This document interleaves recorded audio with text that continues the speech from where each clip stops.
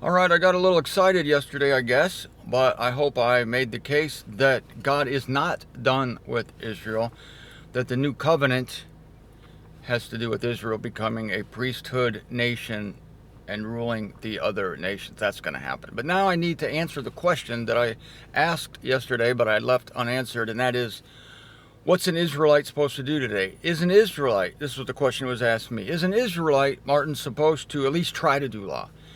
Because we already determined that it's absolutely ridiculous for a non-Israelite to try to practice law, including the Ten Commandments. Absolutely ridiculous. No excuse for it. So I am going to go to the next level, which I do, but I don't just sit here and say, oh, I'm going to go to the next level. No, I just automatically go to the next level because I know the scriptures, and the scriptures go to the next level. Paul goes to the next level. So the next level is this. Not even an Israelite is supposed to be doing law today because they're waiting for the law to be transferred. They're waiting for a new covenant which will bring with it a transferred law and a transferred priesthood. This awaits the return of Jesus Christ, who, if you haven't noticed, hasn't returned yet. No, he didn't return yet. No preterists, he did not return in 70 AD. Because if that happened, then the millennial kingdom ended sometime around the year 1070 AD. And the tribulation happened after Titus sacked Jerusalem. Now, that might have been a tribulation for the people living in Jerusalem, although many of them got out of Dodge, because Jesus told them to get out of Dodge. But no, I don't remember a third of the earth being burned up, a third of the inhabitants of the earth being destroyed. No record of the locusts. No record of the 200 million supernatural cavalry out killing. No, don't remember that. Josephus would have written about the 90-pound hailstones and the waters, a third of the fresh water on the earth turning into blood, but that didn't happen. That's because it's all spiritual. I'm making fun of the preterists, of course. It's not all spiritual. It's literal. But anyway, so the kingdom didn't come. Now, Paul, I love the book of Hebrews. Paul wrote Hebrews in order to help these Jews understand if they were supposed to do law. Paul, are we still supposed to practice it? Are we still supposed to do the Ten Commandments? Or what's happened with us? What has happened to us? And is anything happening for us? By the way, if you don't know, I did an entire audio series on the book of Hebrew. Go to my website, martinzender.com, and then you go to the all-new Zender Sheridan shows, and most of them don't have Sheridan. It's mainly me, and most of it's audio. And you'll see a bunch of shows on Book of Hebrews. Also do a whole series on 2 Timothy. I don't know how many shows are on Hebrews. You know me, probably over 100, maybe 1,000, I don't know, but there's a lot. Love the Book of Hebrews because it's practical. It answers a problem. So Paul says in Hebrews 7:11, if indeed perfection were through the Levitical priesthood, for the people have been placed under law with it. That's an important statement. I'm in Hebrews chapter 7. Guess who Hebrews is written to? That's like, who's buried in Grant's tomb? This is that kind of a question. All right. If indeed then perfection were through the Levitical priesthood, for the people have been placed under law with it. So there was a law that went with the Levitical priesthood. What need is there still for a different priest to arise? To arise according to the order of Melchizedek, and not said to be according to the order of Aaron. I'll explain this, but let me just read on. For the priesthood being transferred, of necessity, there is coming to be a transference of law also. This is huge. Who knows about this? There are not many people know about this. I'm so excited about this. There's a transference of law. The law is transferred along with the priesthood. I love it when that happens. For the priesthood being transferred of necessity, there's coming to be a transference of law. Why is there a necessity? Back to verse 11. For the people have been placed under law with it. Under law with what? The Levitical priesthood. Now, why does the priesthood need to be transferred. Why does there need to be a new priesthood? Because the old priests sucked. They kept dying. And they kept having to renew their sacrifices over and over again. And this is not to be tolerated. God's not going to tolerate this anymore for Israel. He's going to raise up a new priest. And guess who it is? It's Jesus Christ. There's a problem with that, though. What's the problem? Jesus Christ is not a Levite. He was from the tribe of Judah. Uh-oh, that's a huge problem. This necessitates, God's going to take care of that problem. He's not going to turn Jesus into a Levite. He's not going to miraculously change his tribe. No, instead, he's going to change the priesthood. I love this solution. It's so great. It's so in your face. It's so practical. We got a problem here. Yes, God's at headquarters. And there's a report. We understand you're making Jesus Christ a new priest of a new priesthood and a new law to go with it. Yeah, it says the law is being transferred too. It's not a new law, it's a transference of law. The law is not new. It's being taken out of a dead body. Let's say this. It's being taken out of a dead body, like a kidney of someone who dies, or a heart. It's being taken out of that dead body and put in another body that's going to utilize it. That's the essence of the word transference here. Transferred. Love that word in 12. Hebrews 7:12. Man. All right, so God, we have a problem. What's the problem? Well, we're hearing word that Jesus Christ, the Son, your Son, is going to be the chief priest when you put a new heart into Israel and you bring Israel into the kingdom. Yes, well, the problem is that, yeah, he's Judite. He's from the house of Judah, from the tribe of Judah. Not a problem, God says. Going to transfer the whole priesthood. Going to make a new order of priesthood, not the Levitical order. You realize what a shock this is? It was always the Levites, the tribe of Levi. They were the only ones who handled the priesthood duties. The rest of the tribes had to give a tithe of all their stuff, their corn, their food and everything, and to sustain this tribe, because all they cared about was the temple and the ritual of the temple. All right, the divine ritual. Now, what need is there still for a different priest to arise according to the order of Melchizedek? I love this guy too, this Melchizedek. I've taught on him before. Don't know how much I want to get into him here if it's really necessary. Just know that he was, chapter 7, verse 1, he was a king of Salem. Salem was Jerusalem before it was Jerusalem. He was a priest of God before there was even such thing as Israel. Yeah. Abraham tithed this guy while Levi was still in his loins. Are you getting me? Are you following my drift with this loin business? Yeah. At this time, Abraham hadn't even had Isaac yet, I don't believe. So this Melchizedek, this mysterious character, he's a big shot, and he's already a priest. He's already functioning as some kind of go-between between God and humanity before there's even such a thing as Israel. This is so great. King of Salem, priest of God. Who ever heard of a priest before Levi? This guy. I don't know what kind of priest he was.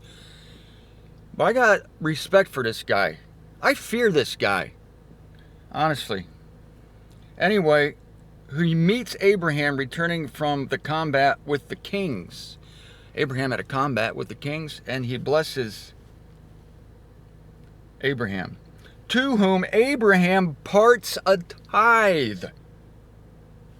Are you freaking kidding me?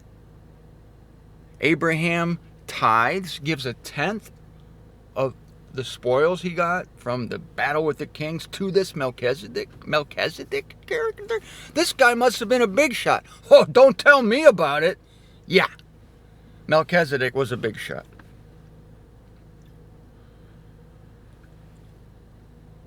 Being first indeed translated, he's the king of righteousness. King of righteousness. That was this guy. Thereupon king of Salem. He was the king of a bunch of stuff. He had titles coming out the butts of his camels here. But king of peace, king of righteousness, king of Salem. He was fatherless, motherless, without a genealogy. Now, some people think, I'm getting off the top. I'm getting excited about this Melchizedek dude, but I'll get back to why Israelites cannot obey the Ten Commandments today. Shouldn't even try. They're as out of it as we are. They're as out of it as we are, because the whole law is dead now, because the Levitical priesthood has passed away. See, I'm on the topic. I'm on topic. The Levitical priesthood has passed away. It passed away, the old order, and now they're waiting. Hebrews is all about waiting. This book of Hebrews right here is all about waiting for the new priesthood that's on a new order, the order of Melchizedek. And the reason God established something with this guy before Abraham even had Isaac, and before Isaac had Jacob, and before Jacob had Levi, was so that Paul could solve this problem, because Paul could say, well, there's a new order of priesthood coming. It's no wonder he didn't put his name on this book of Hebrews. Do you know how that would have upset? That's not even a strong enough word. It would have infuriated and incinerated the brains of Israel to even hint that the Levitical priesthood would be out the door. Nope, that's old. I can't even think of an example of in modern day of how shocking that would be. Maybe one political party being replaced by another political party or something like that. How about Donald Trump being president? There you go. There's an analogy. We're going to put this Melchizedek guy, this new priesthood. We're going to wing it here, but we're going to go back to an old order before there was even a Levi. Are you kidding me? No, not kidding. And they're waiting for it. It's still future. And anybody that tells you it's now going on, or that people are supposed to do it now, or that it happened in the past, you're kidding me, right? Seriously. It happened in the past? When? When did Jesus Christ come back as a priest? This is prophecy. Paul is not only an apostle, he's a prophet. And he has the inside scoop on this Melchizedek guy. And Melchizedek is a gift to Paul, so that Paul can now resort to something that happened in the past and say, I'm not too crazy. Remember Melchizedek? Oh, yeah, we do remember Abraham said something about him. Yeah, do you remember Abraham tithed Melchizedek? Yeah, we've heard stories. Yeah, our forefather tithed this guy. Must have been great. Yes, he was a priest of the Most High God. It's not that he literally didn't have a father or didn't have a mother. He was just without genealogy, which was also wildly radical, because if you were going to be a priest in Israel, you had to have your genealogy down pat. I mean, you had to spool it off. Oh, my father's here, blah, blah, blah. You had to have your whole pedigree framed above your mantle, linking you to Levi. This guy's no genealogy. What? No pedigree, no education, no diploma, no family tree to Levi? We can't have this guy. Oh, no, but God is having this guy. This guy's of the new order, having neither a beginning of days nor consummation of life, yet picturing, I swear, I'm quoting scripture, swear to God, Hebrews 7:3. This guy picturing the Son of God, and he's remaining a priest into a finality. Remaining a priest into a finality. No more death, no more courses of priests. You had to go through the course, and this guy serves, and this guy serves, and this guy serves. That guy dies, this guy dies. Very rude of the priests to keep dying. All right, no, but this one remains to a finality. That's why there's nothing mentioned about Melchizedek's father or mother or his genealogy. And that's why it says something crazy like, neither a beginning of days nor consummation of life. Now behold how eminent this one is. Paul can't stop talking about this guy. Behold how eminent this one is. God, that word eminent, you don't see that too often in the scriptures, I'll tell you this. To whom the patriarch Abraham gives a tithe of the best of the booty. The best of the booty. I am quoting scripture. I'm quoting the Concordant Literal New Testament, one of the most, if not the most accurate translation on the face of the planet. And I give you this again. Now behold, speaking of Melchizedek, how eminent this one is, to whom the patriarch Abraham gives a tithe also of the best of the booty. Abraham got booty. He got him some booty when he was coming back from the war with the kings, combat with the kings. This is like a video game. Abraham returning from the combat with the kings, and he gave Melchizedek the best of the booty. Reading from the Bible, folks. What's better than this? I'd like to make a movie about this. I should write a novel about this, seriously. And indeed, okay, it goes on about him, but Melchizedek's great. So that gives you a little history of him. Now, to go on, there's going to be transference of law. Now, back to verse 12 in Hebrews 7. For the priesthood being transferred, of necessity there is coming to be a transference of law also, which, stay with the topic with me, because I'm still on it, which is why Jews today themselves can't even do law, because the law is going to be transferred. Right now it's still in between. Witness, no temple. They're still in between. They're still being transferred. This whole book of Hebrews is about patience. It's about waiting.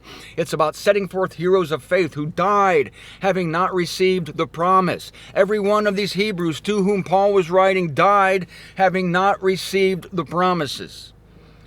They're waiting for the return of their chief priest, who will be of a new order of Melchizedek, because he's not a Levi, he's from Judah. So we're changing the rules to accommodate him, so he can not die, so he can not have to repeat things once to a finality. And that was pictured by Melchizedek, the eminent one, to whom Abraham gave the best of the booty. Don't forget any of this. For it is taken for granted, did I finish that thought? Transference of law. Oh yeah, for he of whom these things are said partakes of a different tribe. A different tribe. Jesus Christ is of a different tribe, from which not one has given heed to the altar. No one from Judah has ever given heed to the altar. They give heed to other stuff, but not the altar. For it is taken for granted that our Lord is arisen out of Judah, to which tribe Moses speaks nothing concerning priests. Moses, I notice you haven't said anything at all lately about Judah concerning the priests. Moses would say, that's because no one from Judah ever becomes a priest. Of course I didn't. Moses says nothing concerning priests when he's talking about Judah. And it is still more superabundantly sure, if a different priest is rising according to the likeness of Melchizedek, who has not come to be according to the law of a fleshly precept, but according to the power of an indissoluble life. Oh my gosh. Melchizedek, who has not come to be according to a law of a fleshly precept. That's the Ten Commandments right now. It's a fleshly precept. It's still perfect. It's still good. But the priests themselves that manage this thing, that did the divine service, they themselves were fleshly. They themselves were infected with the mortality we've been talking about. They didn't remain to a finality. They did have their little family tree charts above the mantle. And it was imperfect. It was the Levitical priesthood. It's old, it's imperfect. That was a fleshly precept. Everyone associated with Levi, sorry Levi, I'm sorry if anybody out there is a Levite, I'm sorry, but your priesthood days are over. They've been over. You're a has-been tribe. I'm sorry. You're still going to be part of Israel, but no more temple service for you. There's a new order of priests, and it's Melchizedek order. All right? If anybody out there is related to Melchizedek, this is your day. You still have to wait, though. Okay? It still hasn't happened yet. It is still more abundantly sure, if a different priest is rising according to the likeness of Melchizedek, and he is, who has not come to be according to the law of a fleshly precept, but according to the power of an indissoluble life. For he is attesting that thou art a priest for the eon according to the order of Melchizedek. Thou art a priest for the eon. What eon? The kingdom eon. According to what order? Levi? No. No. Melchizedek. Verse 18, for indeed there is coming to be, this is future. Paul wrote this after Jesus came, after Jesus rose from the dead, after his evangel even started. Now he's writing this to his brethren according to flesh, but he doesn't put his name on it because it would kill it. We're not reading anything from that guy, and yet there's no more genius, intelligent human being on the circumcision evangel on the planet than this guy. Only guy that can write this. Nobody else could write this. Don't give me any Apollos wrote it or Luke wrote it. No, there's only one guy that can write this, and his language is just all over this. Anybody who reads this and then reads Romans sees the same wording, the same phraseology, everything. For indeed there is coming to be a repudiation of the preceding precept, because it is weak and without benefit. OMG, without benefit? The law is now without benefit because it is being attempted, even today, by people who are fleshly, who are in flesh, and they don't even have the Levitical priesthood, let alone the Melchizedek priesthood. They don't have any priesthood. They're winging it. Israel, people, you're not supposed to wing it. The new birth is a corporate birth. It's a national birth. It's not a good Israelite here and a good Israelite there. No, the new birth is for the whole nation. And we just talked about that yesterday. Go back, Romans 11:25. Thus, all Israel shall be saved. The nation, God will be blessed. The nation, there's a new covenant coming for the nation. For the law perfects nothing. Is this a misprint? Is this not in anybody else's Bible? The law perfects nothing.